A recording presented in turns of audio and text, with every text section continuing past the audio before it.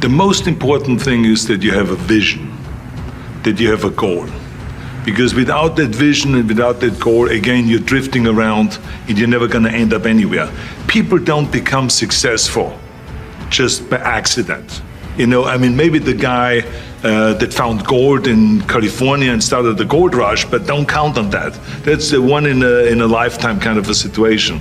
So you got to really have a specific goal. And to me, to have that vision that I want to be Mr. Universe, that I want to be the greatest bodybuilder of all time, that was a great vision, and that specifically to look like Reg Park and to be up there on that stage and to lift the trophy overhead and to win the championship over and over and over again. So that was a great goal. You have to have a goal. Now, it doesn't have to be that specific goal, but it has to have some goal. This is why I always recommend to people, sit down, take your time, and start thinking about, why do you want to work out? What is your goal? And that can be as crazy as it is. It could be, I want to impress girls. If that's your goal, so be it, but it motivates you. It could be that you're emulating a certain, bodybuilder or a certain football player, a certain boxer, whatever it is. Have those pictures put all over the wall like I did when I was a kid. I put pictures of Reg Park and of Sonny Liston, of boxers and of Ali and of powerlifters and weightlifters all over my bedroom, wall.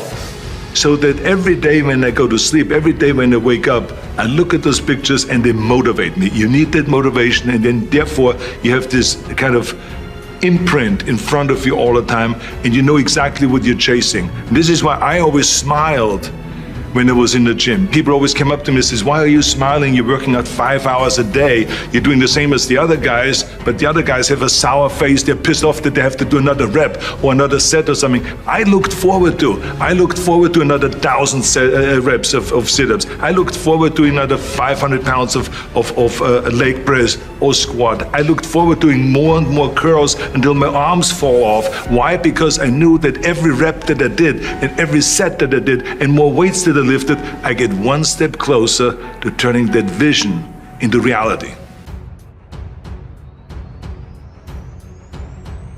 You have to think outside the box. That's what I believe. After all, what is the point of being on this earth if all you want to do is be liked by everyone and avoid trouble? The only way that I ever got any place was by breaking some of the rules.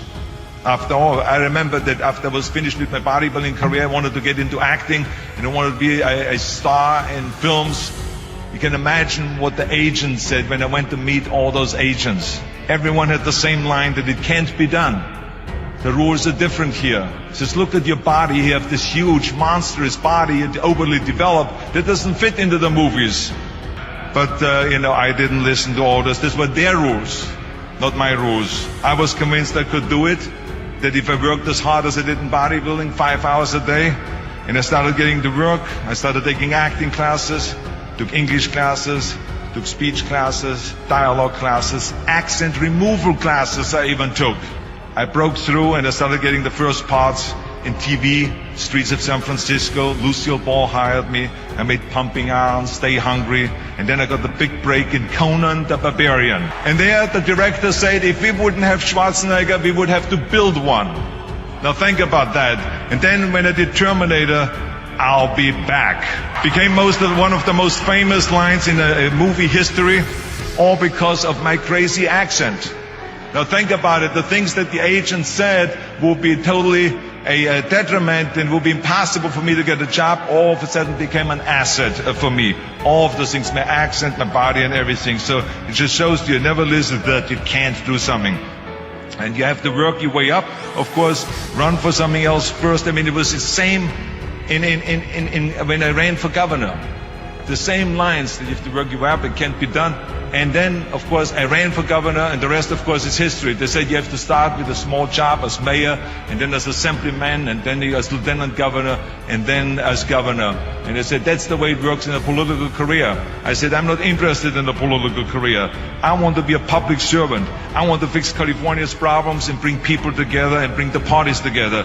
So, like I said, I decided to run. I didn't pay attention to the rules, and I made it, and the rest is history.